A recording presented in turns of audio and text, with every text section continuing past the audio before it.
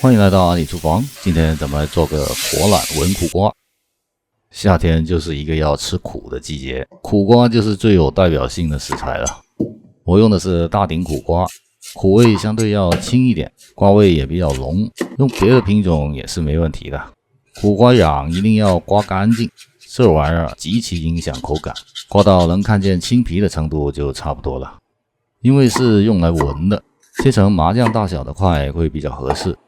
火懒就是烧肉嘛，用新鲜或者隔夜的都没问题。倒进锅里，先把它煎一煎，爆一爆。烧肉也是一种很百搭的食材，在很多粤菜里，譬如说做个鸡包，闻个水鱼、黔鱼、黄鳝，炒个丝瓜，闻个南瓜，都可以放几块进去，增加一点风味的。按老话说，就是给点火香。要放在家里呢，就能很有效的处理掉一些饭店打包回来的或者当天吃不完的隔夜烧肉。煎差不多了，咱们就可以下料头了。蒜头用原粒的就好，闻好了之后的蒜头也是挺好吃的。再有一小块拍姜，豆豉也是不能少的。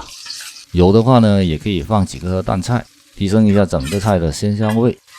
用个小火慢慢炒干，炒出香气。当嗅到这些材料的香气扑面而来的时候，改成大火，咱们的苦瓜就可以回锅了。略微翻炒均匀，这些瓜块是没有经过任何处理的，这样可以最大化的保留苦瓜的瓜味。温度上来了，沿锅边蘸进去一些料酒和生抽，再略微翻炒几下，就这样预先把食材铲出镬气了，再加水去闻，盛菜出来的风味跟直接加水去煮是完全不一样的。加多少水呢？这根据需要文煮的时间来定，而文煮的时间就是由你对成品的口感要求来定。像我家里有老人喜欢吃软滑一点的，就多加点水，煮久一点。接下来就用盐、糖给调个底味，糖可以适当多加一点。给多少呢？最好的方法就是问问自己的舌头，要注意的是，这时候应该是偏淡口一点的。你要想象一下这么多水待会儿收干了之后的味道。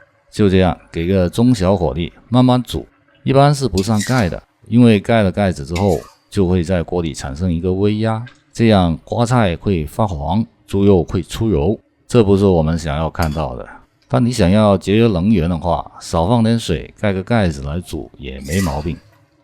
一直闻到有7-8成够深了，就可以开个大火收汁了。什么是够深呢？你可以理解为最终的目标口感，这个没法做绝对的定义，每个人对口感的要求都不同，这也是粤菜烹饪用语的精妙之处。不要收太干，留点汤汁，这样吃的时候会更润一点。当然了，也可以用来拌饭。想要瓜块挂汁，最好的方法就是给它勾个芡。如果担心掌控不好的话，可以少量多次的加水淀粉进去，达到目标浓度就可以了。最后加进去一点葱段增香，几片红椒块点缀一下，来一点点的蚝油，再把它翻炒几下，最好能在锅边产生一点点的焦边，这样香气又能提升一点了。如果你不怕油多的话，起锅之前再来点尾油，就可以增加菜品的亮泽度。我就没有放，在家里做家常菜真没太大必要。一个薄芡就能够让汤汁适宜的挂在苦瓜成熟的纹路上，把苦味与鲜味进行调和，让每一口都那么的有层次。